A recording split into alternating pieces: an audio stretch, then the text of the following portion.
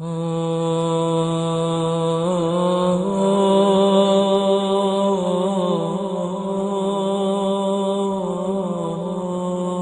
باللہ من الشیطان اللعین الرجیم بسم اللہ الرحمن الرحیم یا ایہا الذین آمنوا اتقوا اللہ وکونوا مع الصادقین۔ امام موسیٰ الکاظم علیہ السلام کے حوالے سے کچھ منٹ آپ لوگوں کے لیے مزاحم بنوں گا، بلکہ ضروری یہ ہے کہ ہر امام کی ولادت اور شہادت پر کچھ گفتگو ہو تاکہ امام کے سوانح حیات کے حوالے سے معلومات حاصل ہو اور معرفت میں اضافہ ہو۔ سب سے پہلے میں آپ لوگوں کی خدمت میں تعزیت اور تسلیت پیش کرتا ہوں، چونکہ 25 رجب المرجب امام کاظم علیہ السلام کی شہادت کا دن ہے۔ آپ علیہ السلام تاریخی روح سے اگر دیکھا جائے 127 یا 128 ہجری کو ابوا کے مقام پر کہ جو بین مکہ والمدینہ، مکہ اور مدینہ کے درمیان ایک قریہ ہے، ایک گاؤں ہے، وہاں پہ امام علیہ السلام کی ولادت ہوئی، اور 183 ہجری کو امام علیہ السلام شہید ہو گئے۔ لہٰذا سن 48 ہجری میں ان کے والد بزرگوار امام صادق علیہ السلام کا سایہ ان کے سر سے چھن گیا، اور وہاں سے لے کر 183 ہجری تک اگر حساب کرے تو تقریباً 35 سال تک امام کاظم علیہ السلام کا دور امامت تھا۔ اولاد کے حوالے سے مختلف روایات ہیں، تاریخی جو تاریخ دان ہیں انہوں نے مختلف اقوال پیش کیے ہیں، مگر شیخ مفید کا جو قول ہے ارشاد میں وہ یہی ہے کہ امام علیہ السلام کے 37 اولاد تھیں، مختلف خواتین سے، مختلف جو ان کی بیویاں تھیں، کیونکہ امام علیہ السلام کنیز خریدتے تھے اور اس کے بعد ان کے ساتھ شادی کرتے تھے، اور پھر مطلب ان کی جو اولاد ہے اگر تمام کو حساب کیا جائے تو 37 تک اولادیں ہیں کہ جن میں 18 مذکر ہیں، بیٹے ہیں، اور 19 ان میں بیٹیاں آتی ہیں۔ چونکہ بنی امیہ کا جو دور تھا اس وقت وہ ختم ہو چکا تھا اور بنی عباس کا ابتدائی دور تھا، تو بنی عباس کے 4 خلیفے، 4 بادشاہ امام علیہ السلام کے عصر میں گزرے ہیں، کہ جن میں سے ایک منصور الدوانقی ہیں، اور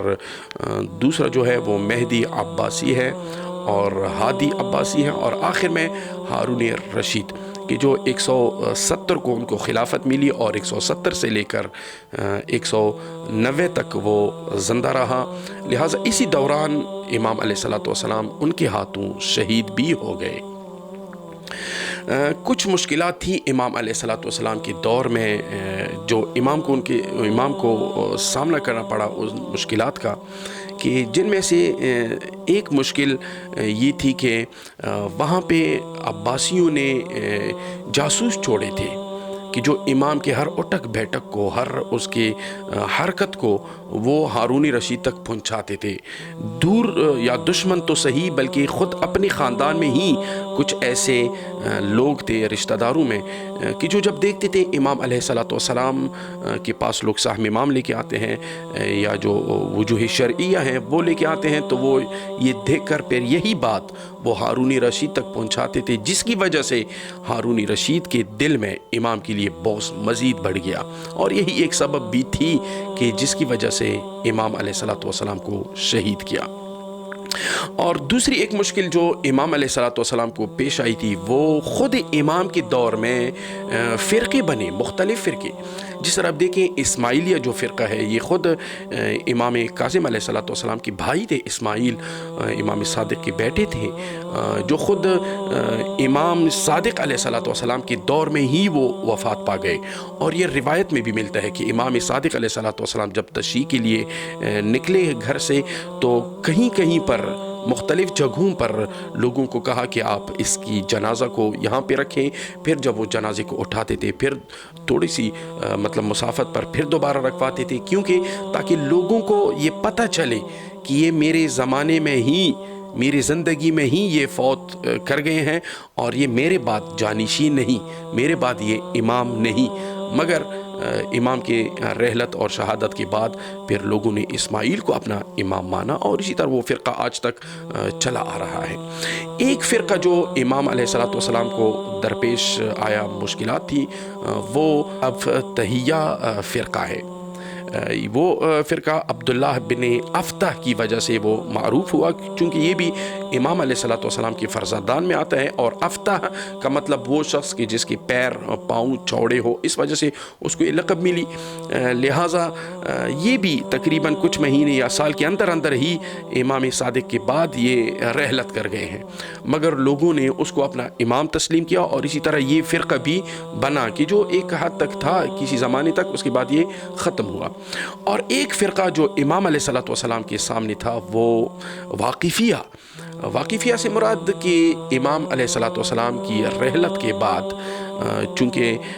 امام علیہ السلام کی کچھ وکلاء تھے امام صادق علیہ السلام کی، جس طرح کہ ان وکلاء میں ایک نام یہ بھی آتا ہے علی ابن ابی حمزہ البطائنی یا زیاد بن مروان القندی۔ یہ وکلاء تھے، ان کے پاس فراوان مقدار میں پیسہ اور سہم امام وغیرہ جمع تھا، تو چونکہ یہ نہیں چاہتے تھے کہ وہ پیسہ ہمارے ہاتھوں سے نکلے، اسی وجہ سے انہوں نے امام کاظم علیہ السلام کی امامت سے انکار کیا اور خود اپنا فرقہ بنایا۔ یہ سوچ دیا لوگوں کو کہ امام علیہ السلام شہید نہیں ہوئے ہیں، بلکہ وہ غیب کے پردے میں چلے گئے، اور ایک دن پھر وہ امام ظہور فرمائیں گے، لہٰذا اس کے بعد امامت کا سلسلہ نہیں۔ جس طرح ہم امام مہدی علیہ السلام کے بارے میں عقیدہ رکھتے ہیں، اسی طرح انہوں نے بھی یہ عقیدہ بنایا جو واقفیہ کے نام سے معروف ہے۔ یہ مشکلات تھی امام کے لیے اس دور میں۔ خود امام علیہ السلام ہر مقام میں اگر آپ دیکھیں، عبادت میں دیکھیں تو واقعاً لاسانی تھے، اپنے زمانے میں علم میں دیکھیں لاسانی تھے امام علیہ السلام، بلکہ ہر پہلو کو اگر آپ دیکھیں امام علیہ السلام کے سامنے کوئی ثانی نہیں تھا، اور اسی وجہ سے امام کو یہ لقب جو کاظم لقب ملی، کاظم الغیظ، امام یعنی غصہ پی جانے والی شخصیت۔ کبھی امام غصہ نہیں کرتے تھے، رحیم تھے، شفیق تھے، حتیٰ یہ کہ ایک دن اس کی کنیز کوئی ظرف میں کھانا لا رہی تھی امام کے پاس، تو وہ اس کی پیر کہیں پہ پھنس گئی اور وہ گرم کھانے کو امام علیہ السلام کے جسم پر اس نے وہ پھینکا، اور امام علیہ السلام کا پورا جسم کھانے سے خراب ہو گیا، لیکن وہ ڈر گئی، وہ خاتون ڈر گئی، وہ کنیز، والکاظمین الغیظ والعافین عن الناس، یہ آیت تلاوت کرنے لگی خوف کے مارے۔ تو امام علیہ السلام نے جب اس کو دیکھا تو کہا کہ انتی حرہ، کہ آج کے بعد آپ آزاد ہیں۔ لہٰذا امام علیہ السلام وہ عظیم انسان تھے کہ جو کنیزوں کو، غلاموں کو خرید کر پھر وہ آزاد کرتے تھے۔ اور اسی طرح امام کے القاب میں سے مشہور ایک لقب جو ہے وہ باب الحوائج ہے۔ باب الحوائج ہے یعنی وہ در کے جہاں پہ لوگ اپنی حاجتیں لے کر جاتے ہیں،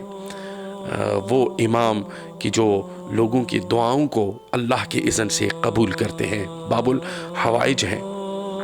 ابو علی خلال، یہ اس زمانے کے بہت عظیم شخصیت تھی، یہ فرماتے ہیں کہ ما ہمنی شیء یا ما ہمنی امر وقصدت قبر موسیٰ بن جعفر الا سہل اللہ لی ما احب، کہ جب بھی میرے سامنے کوئی مشکل پیش آتی تھی تو میں قبر موسیٰ بن جعفر علیہ السلام پہ جایا کرتا تھا، لہٰذا ان سے اپنی حوائج پورا کروانے کے لیے میں امام کی قبر کی طرف جاتا تھا، تو اللہ رب العزت امام کے صدقے میں وہ مشکلات جو مجھے درپیش آتی تھیں، اللہ رب العزت امام کے صدقے میں، باب الحوائج کے صدقے میں وہ مشکلات رفع دفع کرتے تھے۔ بلکہ شافعی کا یہ قول معروف ہے، آج بھی تاریخ کے صفحوں میں یہ لکھا ہوا ہے وہ قول کہ قبر موسیٰ بن جعفر تریاق المجرب، کہ امام کی جو قبر ہے تریاق افیون کو کہتے ہیں یہاں پر، یعنی علاج، دوا، ایک مجرب نسخہ ہے قبر موسیٰ بن جعفر علیہ السلام کی. جس کے پاس کوئی بھی مشکل آ جائے، کوئی بھی ٹینشن میں انسان مبتلا ہو یا کسی مرض میں مبتلا ہو، اگر وہ امام موسیٰ بن جعفر علیہ السلام کی قبر کی زیارت کرے، وہاں پہ دعائیں مانگے، اللہ کو موسیٰ بن جعفر کا واسطہ دے، تو اللہ رب العزت اس عظیم امام کے صدقے میں اس کی وہ حوائج کو پورا کرے گا. لہٰذا وہاں پہ جو بادشاہ تھے، جو خلفاء تھے بنی عباس کے، مختلف طریقوں سے امام علیہ السلام کو وہ اذیت دیتے تھے. کبھی امام کے سامنے جب جس گلی سے امام گزر رہے ہوتے تھے تو وہاں پہ امام کا ایک پتلا بنایا کرتے تھے، اور لوگوں کو کہتے تھے کہ جب امام یہاں سے گزر رہے ہوں تو آپ لوگ پتھر اٹھا کر اس پتلے کو مارا کریں، تاکہ امام کو اندرونی اذیت ہو. امام کو ٹینشن دیتے تھے، امام کو ڈسٹرب کرتے تھے ہر طریقے سے. کبھی مناظرہ منعقد کرتے تھے اور مختلف شبہات، مختلف اشکالات کرتے تھے، جس کی وجہ سے امام کو وہ اذیت دیتے تھے، تنگ کرتے تھے امام علیہ السلام کو. ایون یہ کہ ایک دن امام علیہ السلام کو انہوں نے دسترخوان پہ بلایا، کوئی دعوت دی، تو امام علیہ السلام وہاں پہ تشریف فرما تھے. اور جب امام لقمے کے لیے، لقمہ اٹھانے کے لیے ہاتھ بڑھاتے تھے تو یہ روایت کا جملہ ہے کہ کلما اراد تناول رغیف الخبز، کہ جب امام چاہتے کہ میں روٹی کا ٹکڑا اٹھا کے میں تناول کروں تو طار من بین یدہ، وہ ٹکڑا روٹی کا وہ پرواز کرتا تھا، اٹھ جایا کرتا تھا، وہاں سے پرواز کرتا تھا. کیوں؟ کیونکہ وہ وہاں پہ ساحرین کو بلایا تھا، سحر کرتے تھے اپنا، اور امام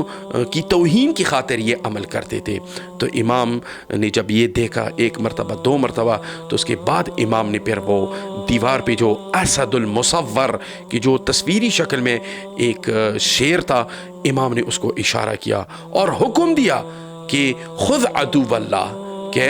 شیر ان دشمنوں کو آپ نگلیے اور ان کو کھا جائیے. لہٰذا وہاں سے وہ مجسم شیر بنا کہ جس نے پھر وہ دشمنوں کو کھایا اور ان کو اذیت دی، اور ہارون رشید سر کے بل گر گئے اور معافی مانگی امام علیہ السلام سے. لہٰذا معجزات بھی کم نہیں، امام علیہ السلام کی تعلیمات کم نہیں، احادیث کم نہیں. میرے پاس اتنا ٹائم نہیں ہے کہ اس مختصر سی کلپ میں وہ سب کچھ بیان کروں، لیکن امام کو جو اذیت دی، ایک وہ ان میں سے جیل تھی کہ مختلف جیلوں میں امام کو وہ ڈالتے تھے. پہلے بصرہ میں ان کو کئی سال تک ہارون رشید نے عیسیٰ ابن جعفر کی جیل میں وہاں پہ رکھا کچھ عرصہ، اور وہاں سے پھر یہاں پہ بلایا بغداد کی طرف. یہاں پہ پھر ایک جیل فضل بن ربیع کی جیل میں امام کو رکھا کہ جو عبادت کرتا تھا امام وہاں پہ، اور نمازوں میں اور سجدوں میں اپنا ٹائم گزارتا تھا. اور یہ مشہور واقعہ بھی آپ لوگوں کے ذہن میں ہوگا کہ ایک خاتون کو وہاں پہ بھیجا کہ امام کو بدنام کرنے کی خاطر، مگر وہاں پہ اس خاتون نے، اس ڈانسر خاتون نے جب دیکھا کہ امام علیہ السلام سجدے میں ہیں تو اور ذکر الہی میں مکمل مشغول ہے، لگاتار مشغول ہے، تو وہ خاتون متاثر ہوئی امام کے اس عمل سے. اور جب صبح زندان کا دروازہ کھولا گیا، دیکھا کہ وہاں پر بھی وہ خاتون امام کے پیچھے وہ بھی سجدے میں گری ہوئی ہے. لہٰذا یہ امام جو روایت میں بھی ہے کہ لسان سے پہلے، زبان سے پہلے انسان اپنی کردار سے ثابت کرے، لہٰذا یہ امام کا کردار تھا. اور آخر کار پھر ہارون نے امام علیہ السلام کو ایک ظالم، ایک لعین اور ایک سنگ دل جو زندان بان تھا، سندی یا سندی بن شاہق کے زندان میں امام کو رکھا کہ وہاں پر پھر بہت تکالیف امام کو برداشت کرنی پڑی. وحید خراسانی صاحب نے بہترین ایک جملہ لکھا ہے کہ یہ زندان نہیں تھا بلکہ ایک کنواں تھا کہ جہاں پر امام کو رکھا تھا، اور سر اس کنویں کا بند تھا، بلکہ ایک چھوٹی سی سوراخ وہاں پہ انہوں نے چھوڑی تھی کہ امام علیہ السلام یہاں سے صرف سانسیں لیں اور باہر سے کچھ ہوا آئے تاکہ وہ زندہ رہے، باقی مکمل طور پر وہ بلاک تھا اور بند تھا. یہاں پر امام کو رکھا اور آخر کار امام کو زہر سے شہید کیا. اور پہلا دن امام کا جو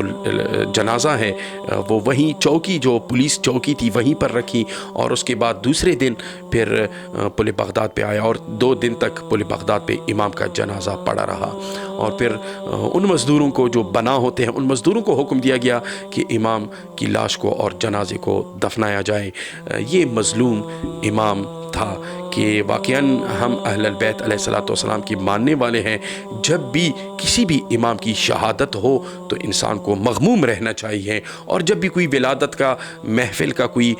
ماحول ہو تو وہاں پر انسان کو خوش رہنا چاہیے۔ یفرحون لفرحنا ویحزنون لحزننا وسيعلم الذين ظلموا أي منقلب ينقلبون۔ والسلام علیکم ورحمۃ اللہ وبرکاتہ۔